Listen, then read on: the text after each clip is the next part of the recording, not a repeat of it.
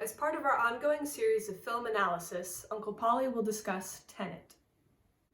Hey, how you doing? Paulie, and I'm going to talk about this movie called Tenet, right, from Christopher Nolan. And so Tenet is about this guy, right? He's played by Denzel Washington Jr., David something Washington, and his character is called the protagonist, right? That's not really his name. That's just what he's calling himself. It's kind of cute. And so what's it about? The protagonist is trying to, he's part of this group or something that what they're trying to do is stop, you know what? I don't know what this movie's about. The plot makes no sense whatsoever. It's incomprehensible, okay? You got all this stuff with entropy, which is like time going in one direction. And then you got people going through time backwards, and some of them are going forward, and some of them are going both ways at the same time. And I don't know what's going on. And they kind of try to explain it, but not really. And I watched about 20 YouTube videos saying, what is Tenet about? Here it is. And I had to watch another YouTube video explaining what the other YouTube videos were about. And I still have no idea what Tenet is about. No idea. Like I said, incomprehensible. Okay? Is it any good? Yes. It's fantastic. I love it. It's the best movie I ever saw that I didn't understand one word of it, right? I got no idea what's going on in that movie. I mean, they're speaking English, but they might as well be speaking Pig Latin, right? Edite, utwe, ukfe. You know, I got no idea what's going on in it, and I don't care, right? Doesn't matter. And you got all kinds of crazy stuff. But I can tell you what's interesting about it is after I saw the movie, and I saw it twice, right? And I still didn't understand it. I'm gonna watch it again tonight, and it's gonna go right over my head, and I love it. But I'm learning about a lot of things as I'm watching all these other YouTube videos. So it's like, you know, it's almost like interactive media or something. Like one of the things that I learned is you got this character in it, right? And his name is Seder, right? And when I saw it the first time, I thought it was Seder, like the Jewish meal. And my Jewish friends are always inviting me over to have dinner with them for Seder. Have Seder dinner with us. Except they never invite me over for dinner on like Joe Tuesday or something like that. So I'm suspicious, you know. That's why I don't go. It's not because I don't like Jews, but it's like, how come you're only bringing me over for the Seder thing, right? It's like I'd say, hey, all of my wonderful Jewish friends, why don't you come have Easter dinner with me? They would be suspicious, right? They'd be like, what are you trying to indoctrinate me or something? And, you know, to be honest, you know, for me, you know, the Easter dinner, my whole family, it's pretty much a secular event, right? Easter for us is just, you know, Easter eggs and bunnies and baskets. And, you know, and then Jesus is like in the background, almost like a coincidence, you know. Same thing with Christmas. You know, we love the Christmas tree and the presents and all that. But, it's, you know, it's mostly Santa Claus and ho, ho, ho and elves, you know, on the shelf and stuff like that. That's Christmas for us. You know, it's like, oh, and it's Jesus' birthday, except not really, except, so, you know, who knows? Anyway, but it's a different Seder altogether, right? And I found out it is part of this thing called the Seder Square, right? And what's that? I don't know, some Roman thing where they got these words, and 5 words, and one of them is Seder, but one of them is Tenet, right? And then you got opera and Aleppo and something else. And anyway, you can read them all sideways, but then you can read them up and down and backwards and all this other thing, and it kind of, you know, it's what the movie's about.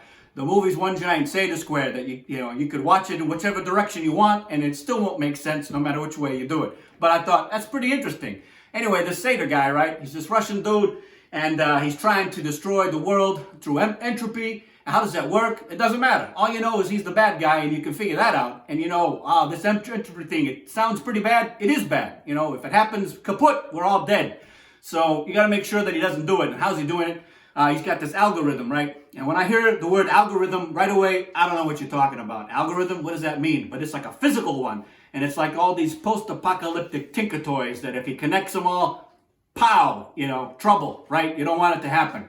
And so you don't have to understand how do these things click together and what do they even look like. It looks like an old carburetor that you 3D printed and it's going to end the world. And does it have to make sense? I guess not, because it's in the movie. So he's trying to make sure that, you know, Seder's trying to do it. The protagonist is trying not to do it.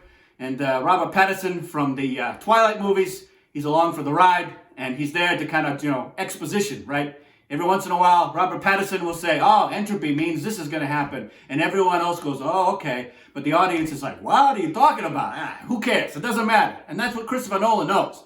he doesn't understand it either. I guarantee he can be like, oh, I understand how this entropy thing works. I dropped the bullet, I picked it up in backwards in time because I was gonna drop it, and the bullet knows. I don't understand how that works, and but it doesn't matter. You just accept it, and that's part of how you can really enjoy the movie. Is you go, I don't need to understand what's going on. All I know is that car's driving backwards, and this one's going forward, and they're gonna crash, and then boom, you're like, this is good. I love it.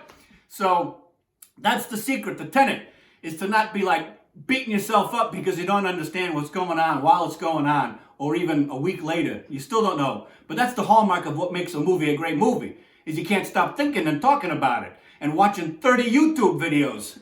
That's going to be the thing. That's going to be the thing. And Christopher Nolan's ahead of his game. It reminds me of that movie Alien Covenant, right? Which was a pretty terrible movie. And one of the things that was terrible is nobody gives a crap about any of the characters.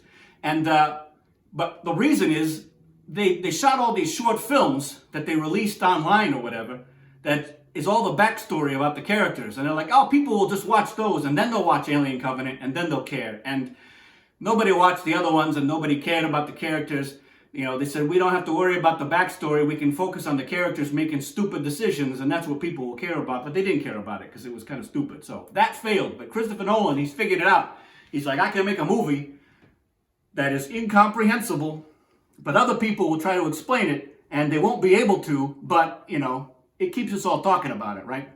So I think that's the future, and if you don't like it, too bad for you, because that's how it's going to be. You're going to have to build your own Tinker Toy entropy thing and destroy Christopher Nolan before he makes another movie.